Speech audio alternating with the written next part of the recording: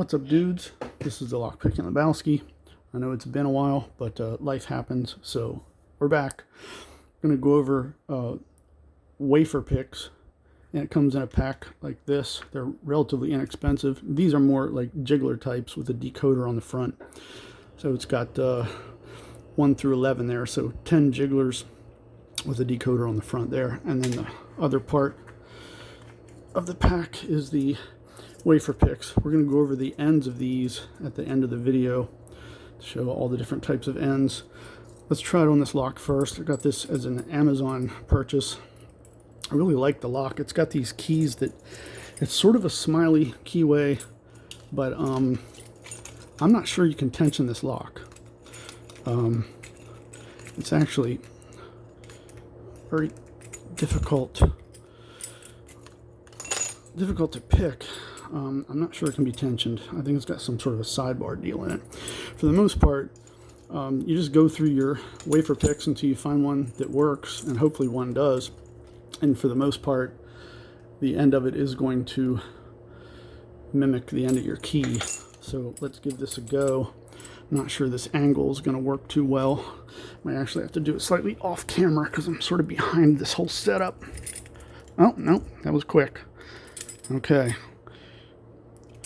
It doesn't always go that quick, but that time it did. So I'll try again, but I'm not sure it's going to go this time.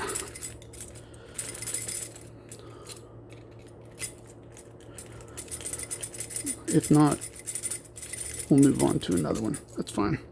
Okay, so the next one we're going to take a look at is this bolt lock. This lock is actually not keyed when you receive it. You basically match it to a car key. It comes in different models. This one I got for Ford, and had a janky old key at the locksmith shop, and then boss man cut me a new one for it.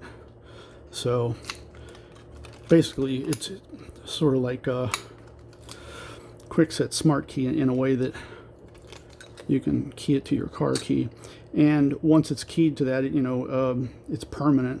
I'm going to try and figure out a way to pick that and undo that mechanism inside, though, to see if I can reset it and rekey it to another type of car key. I don't know that it can be done, but anyway, like I said, you basically just go through all of your jigglers, not jigglers, but wafer picks until you find one that works. This one happens to be number 8. I'm pretty sure. Let's see here. I think it's number 8.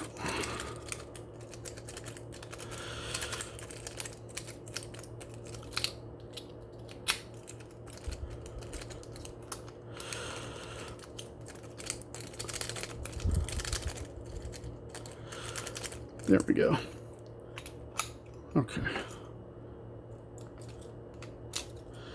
And then the way these bolt locks work, it's not key retaining. You can just lock it back up again. There's that.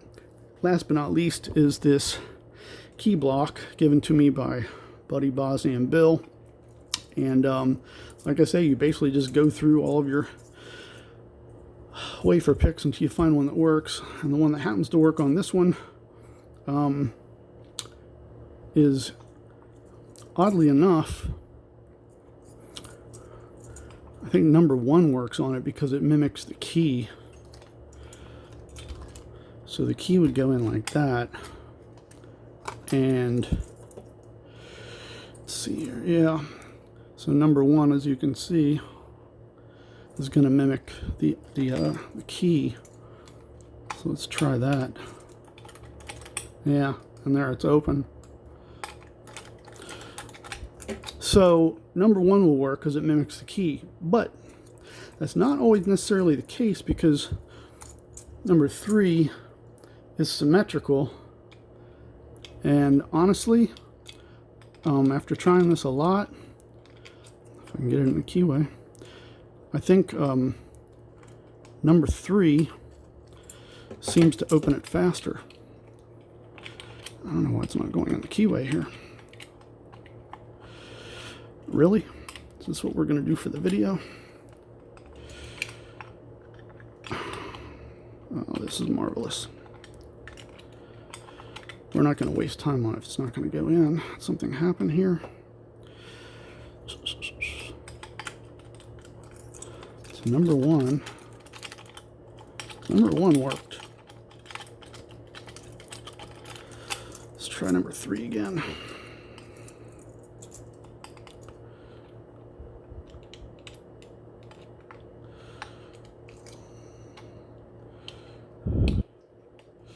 Number 3 does not want to fit in right now. I'm not really sure why. It did when I was not doing the video, so... Anyway, number 3 is symmetrical, and number 3 did work. Don't have any explanation for that. As far as the end that comes on this, these are pretty robust, so you don't have to worry about breaking them. You can be pretty forceful with them. This one has 10 different ones, and the ones that are asymmetrical, of course, you can flip them, so that makes it more than 10. So it comes with these types of ends for 1 and 2, and 3 and 4. Got some symmetrical. Let's see, 5 and 6.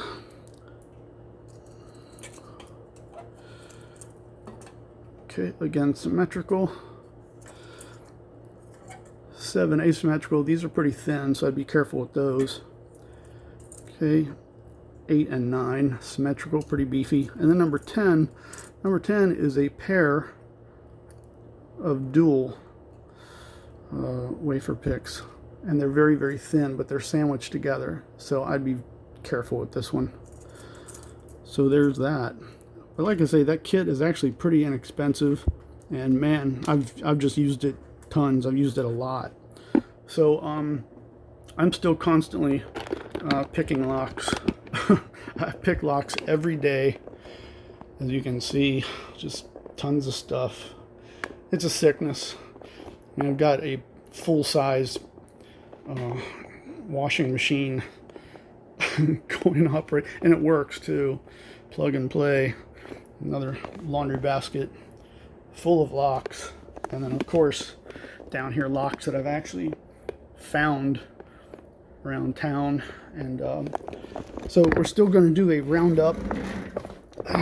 Something I've been waiting to do, but so this still stands. All right, we got a lot in store for you in the coming weeks. I'm going to be doing a roundup of all of the locks individually that were used on the Lockpicking Lebowski's Crazy Chocolate Challenge chest that was sent to Bosnia and Bill. We're going to go over each one of those locks, and I'm going to be talking about how I would go about picking them as compared to how he picked them, and I'd love to hear your comments on what you think. This is a free speech zone, so I appreciate any and all comments. Nothing gets deleted here, and it's just I've been picking locks, all year. Everybody just preoccupied kind of with the current situation, but we're still rocking.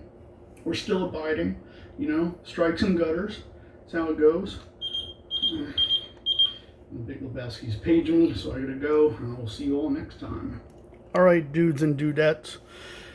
Thanks for tuning in, and I hope to be putting out some more videos real soon.